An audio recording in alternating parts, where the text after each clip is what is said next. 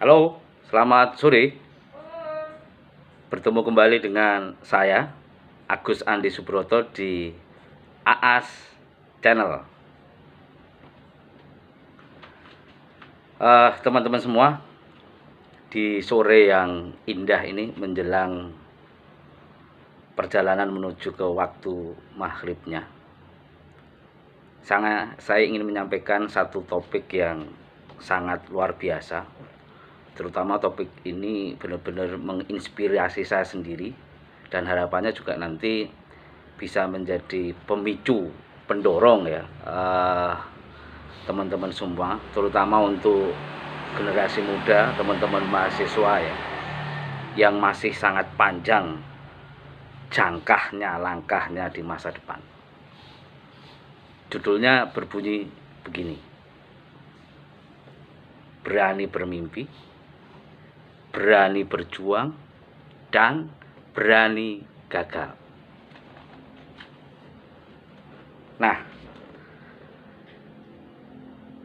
pembicaraan sore ini akan saya awali dengan sebuah cerita. Maafkan kalau saya tidak bagus menjadi seorang pendongeng, tapi saya akan berusaha menjadi pendongeng yang saya usahakan untuk runtut, singkat, dan mengena. Pesannya tersampaikan melalui video ini. Singkat cerita, pada suatu masa ada seorang anak SD yang dia dibesarkan dalam sebuah lingkungan yang sederhana dan dididik dengan penuh kasih cinta yang luar biasa dari kedua orang tuanya dan keluarganya. Di satu hari dia memiliki ide untuk berjualan es keliling kampung, memanfaatkan kulkas yang dimiliki oleh orang tuanya. Dia berkeliling antar desa berjualan setelah dia menunaikan sekolahnya di satu desa saat itu. Dia berkeliling desa menyusuri pematang sawah sambil dia membawa kelereng. Singkat cerita, dengan termosnya bawa es plastik yang dibuntelin karet itu, termosnya penuh dengan es. Dia mulai jualan itu jam 12 siang, terus kemudian pulang sore. Dan menjelang maghrib, es tersebut alhamdulillah habis, dan dia kemudian bawa oleh-oleh untuk orang tuanya berupa jagung godok. Sampai di rumah, orang tuanya begitu bahagia mendapatkan oleh-oleh dari anak tercinta, dan kemudian si anak ini muncul lagi mimpinya dengan cara apa membahagiakan orang tuanya. Singkat cerita, anak ini kemudian berlanjut memasuki SMP favorit di kotanya, yaitu SMP Negeri 1 Boyolali.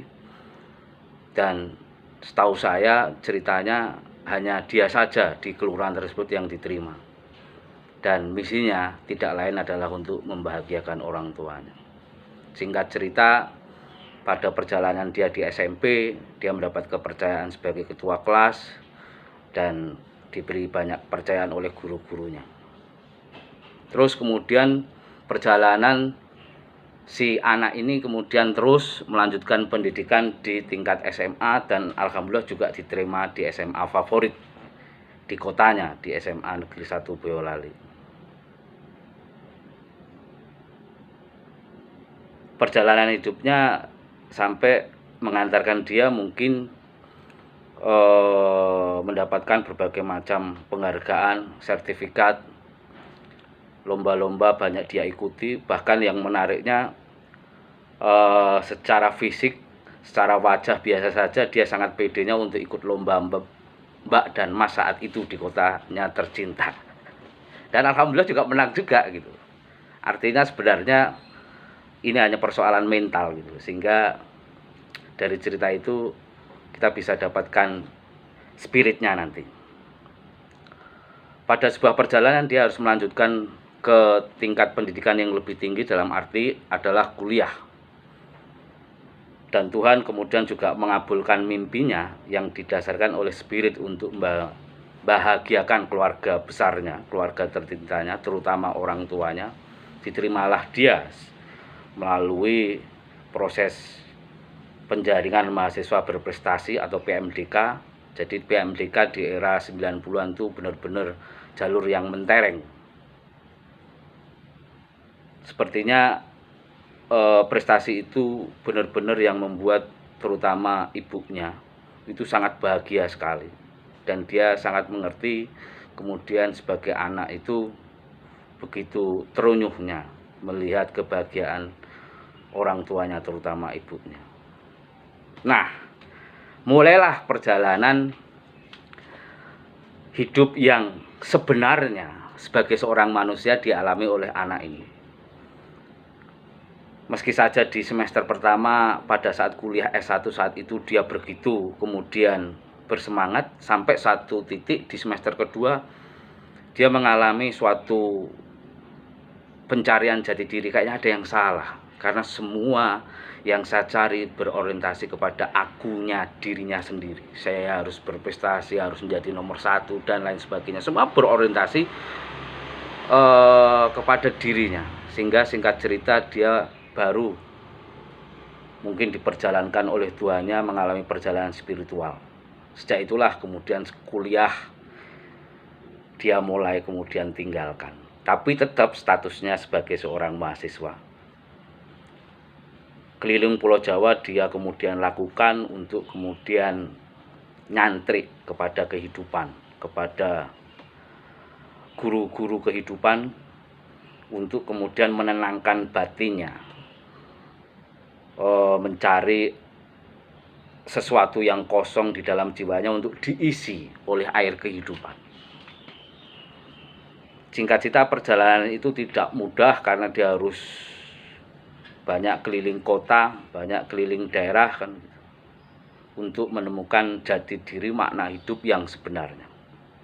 Akhirnya puji Tuhan, alhamdulillahirabbil alamin, tidak sampai si anak tersebut ke DO, ya kan. Meski saja ketika tidak ada pertolongan Tuhan bisa jadi si anak itu ke DO, karena dia sudah tidak menghiraukan lagi tentang akademiknya. Yang dia hiraukan adalah kehausan jiwanya untuk mendapatkan sentuhan, mendapatkan minuman air bening kehidupan. Kayaknya ada yang salah pemahaman si anak tersebut. Singkat cerita, terjawablah apa yang dia cari, dia temukan. Nah, kemudian singkat cerita, setelah lulus dari kuliah S1-nya, si anak ini kemudian bekerja. Namun bekerja ke berbagai kota yang ada di Indonesia ini juga tidak kemudian membuat dirinya bahagia, karena selalu ikut orang dan selalu menjadi nomor 2 kan gitu. Dia ingin menjadi raja kecil, menjadi pemilik usaha sendiri, meskipun kecil, ya kan, tapi bisa merasakan menjadi raja kecil, tidak menjadi orang nomor 2. Singkat cerita, itu pun juga dikabulkan oleh Allah Subhanahu wa Ta'ala yang luar biasa. Di Taman Bungkulah si anak ini kemudian menceburkan diri, berproses nepi di dalam kehidupan sambil menyerap energi kehidupan, kemudian sambil buka lapak. Di tengah buka lapak, dirinya kemudian diberikan hidayah oleh Tuhannya untuk melanjutkan pendidikan. Namun saat melanjutkan pendidikan, spiritnya, mindsetnya sudah berubah, karena dia sedikit banyak sudah mendapatkan air kehidupan. Benar-benar dia ingin mengabdi kepada Tuhannya melalui sekolah yang benar, kuliah yang benar. Singkat cerita, dia mendapatkan mungkin pada saat S2-nya adalah lulus dengan kategori cum laude, yang saat itu selain lulus dengan kategori cum laude, dia bisa mendapatkan mungkin materi, hadiah berupa uang, dan membuat keluarganya bahagia, saudara-saudaranya bahagia. Tapi yang lebih jauh di dalam dirinya, spiritnya sudah lain. Si anak ini sudah mengalami pertumbuhan spiritual yang luar biasa, sudah tidak kemudian akunya yang besar gitu, tapi bagaimana dirinya setelah mendapatkan banyak keberlimpahan, kemudahan dari Tuhan, itu kemudian kembali memberikan sesuatu yang luar biasa kepada di luar dirinya, sampai spirit itu dia miliki hingga kini. Singkat cerita, hari ini si anak tersebut berprofesi sebagai seorang pendidik di sebuah kampus, ya kan. dan tengah kemudian juga melanjutkan pendidikan tertingginya di dunia pendidikan, yaitu S3, dan harapannya semoga mendapatkan kelancaran ya kan dalam prosesnya, dan mimpi-mimpinya yang ingin selalu diwujudkan, bagaimana si anak tersebut terus ingin kemudian memberikan sesuatu yang berarti bagi lingkungannya, bagi institusinya, bagi keluarganya gitu. Karena dia meyakini semakin kita memberi, ya kan, semakin banyak yang kita akan terima. Itu spirit hidupnya. Dia berani bermimpi, dia berani berjuang mewujudkan cita-citanya, dan dia berani kemudian gagal untuk bangkit kembali. Saya kira ketika ini dimiliki, spirit ini dimiliki oleh anak-anak muda, generasi muda, apalagi mahasiswa-mahasiswanya, mengerti pesan yang disampaikan melalui video ini, insya Allah apapun keinginan Anda, apapun mimpi Anda, dan Anda mau memperjuangkan dan berani bangkit kembali saat kegagalan kemudian muncul, dan jangan lupa libatkan Allah di situ, itulah hidup yang ada artinya dan layak Anda perjuangkan, kita perjuangkan, saya dan Anda perjuangkan. Hidup seperti itu adalah hidup yang berarti, dan harapannya saya berharap kepada diri saya sendiri dan terutama juga kepada teman-teman semua untuk terus kemudian berproses menghasilkan sebuah karya terbaik di sisa umur kita selagi di dunia ini. Terima kasih. Semoga video ini bermanfaat. Jangan lupa like, komen, dan subscribe. Terima kasih. Selamat sore.